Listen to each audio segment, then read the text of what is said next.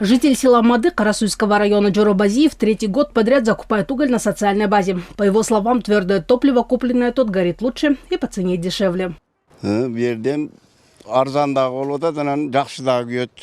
Здешний уголь дешевле и горит лучше. На одной тонне угля можно сэкономить аж 2000 сомов. На эту сумму сейчас можно купить мешок муки. Конечно, нам выгодно покупать здесь.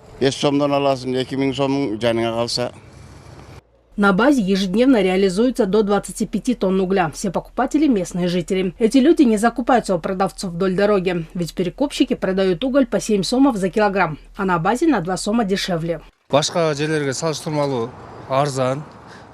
Здесь я покупаю уголь уже 3 года. Нет никаких жалоб ни на качество угля, ни на цену. Нам даже разрешают просеять уголь, чтобы забрать более крупную часть.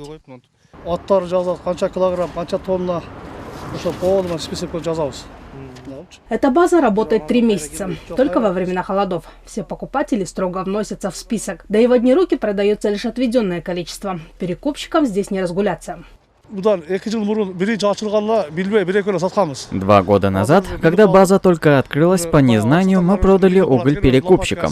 Но теперь мы знаем, как отличить перекупщиков от простого покупателя. Мы не продаем тем, кто приходит со своей лопаткой, сеткой и весами. Этот уголь только для населения. Эта база создана для обеспечения населения углем по доступной цене. Сегодня по Орской области функционирует 58 таких баз.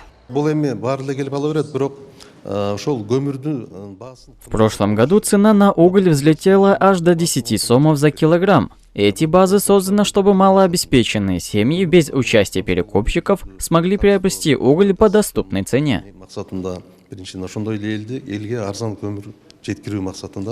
Между тем, перекупщики реализуют тонну угля за 7500 сомов. Контроль за ценами проводит антимонопольный орган.